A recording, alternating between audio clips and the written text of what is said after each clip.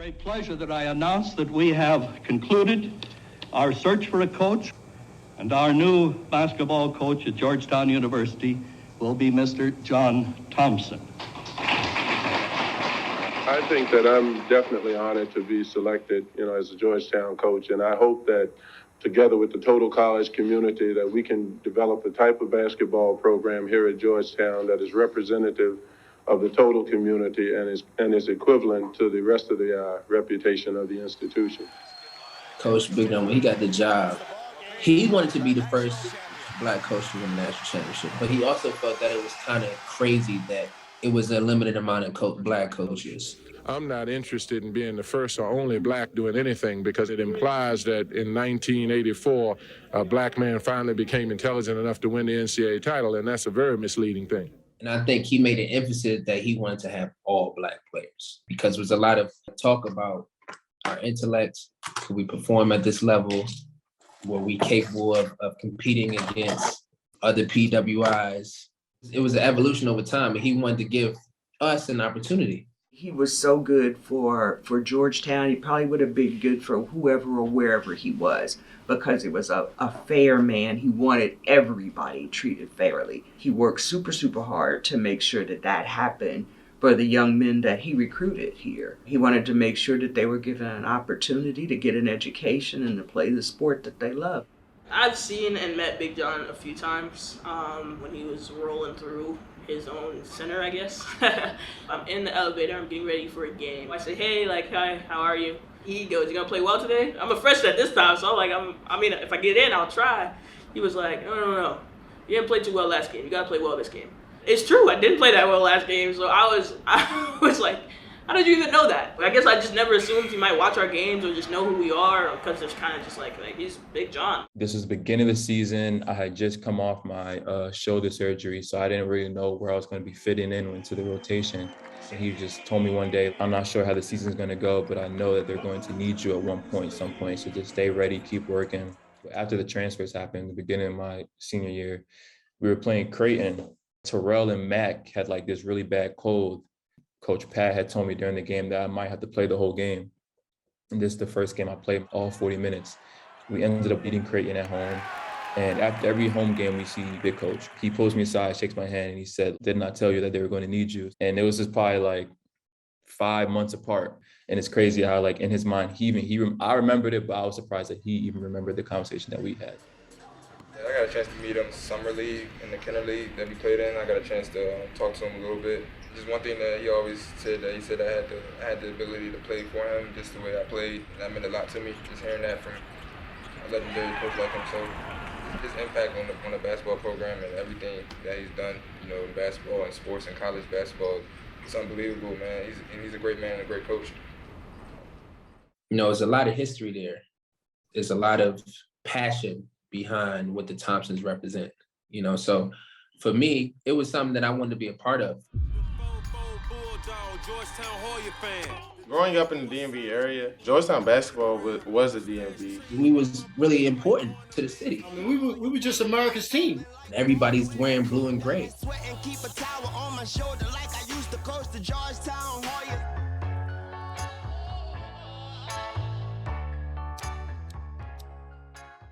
People always will say, I don't wear my gear to class, because if I wear my gear to class, then people know I play a sport. And then on top of that, I have the stereotypes of being black in that community, and that's just too much pressure. I've run into class one time in a full practice uniform because practice ran over, we had a test, I was about to be late, get to the classroom, and it's you come in, people are automatically judging you. Culture shock. I would spend 2-3 hours of my day around, all black people. When you're with a group of people, you have to act kind of a different way with a different group of people. Especially being on the basketball team, you kind of feel like there's a spotlight on you, not even in an arrogant sense, but more so just people waiting on you to mess up or just act, out of character. It's tough being a black person anywhere, but it's really tough being a black athlete at Georgetown. And there's a growing controversy in college athletics. Discrimination against college athletes, blacks in particular, is the charge being leveled at Proposition 42. That's a new policy of the NCAA. Because of what he did in the early 70s, I think it gives us the platform and the responsibility to carry that forward. And I think our student athletes, even though that's a generations removed, so to speak, I think they feel that in their essence. The type of athletes and the generation of athletes now are not just going to be focused on their sport. We're more than athletes. We have opinions, we have thoughts, and sports a lot of times is a microcosm for society as a whole.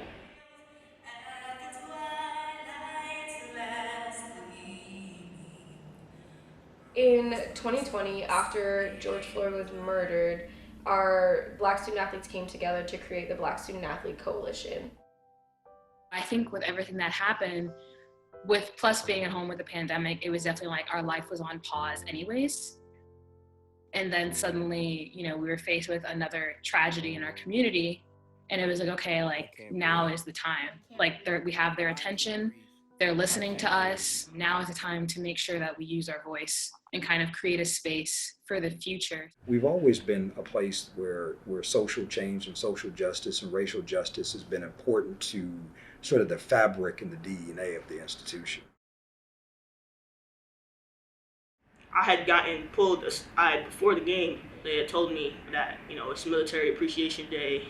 And I just wanted them to know that what you are portraying is not what these people are going to see. To me, I didn't care.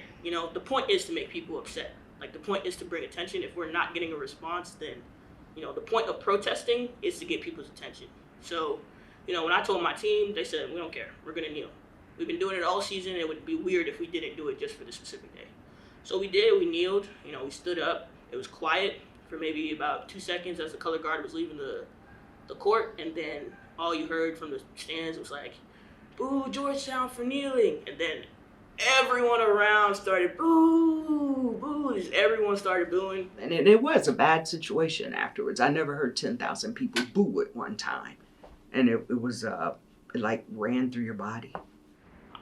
It was so uncomfortable, and I'm sure it kind of shook some of my teammates too, just because that was just a hostile environment.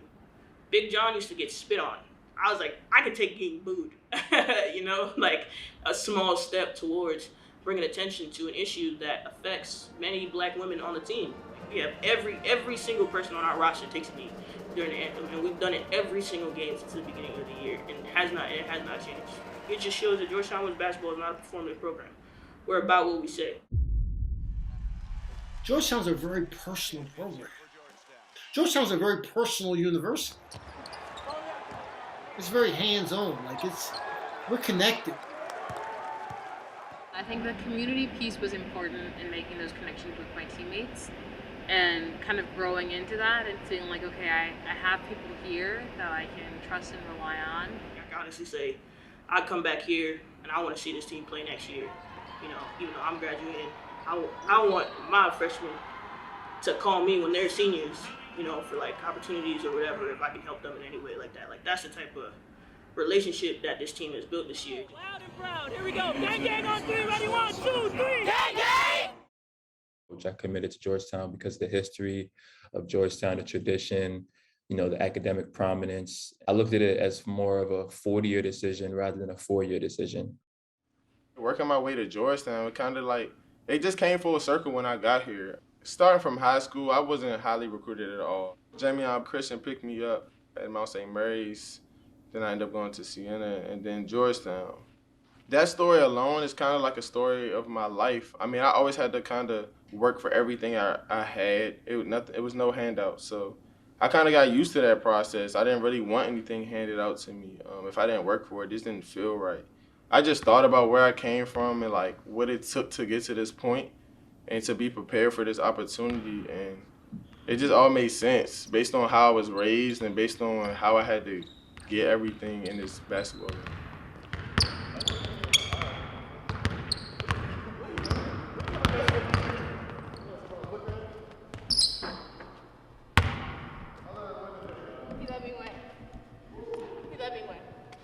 A lot of people on our team are very, kind-hearted, and I think as some people, they look at us as just athletes.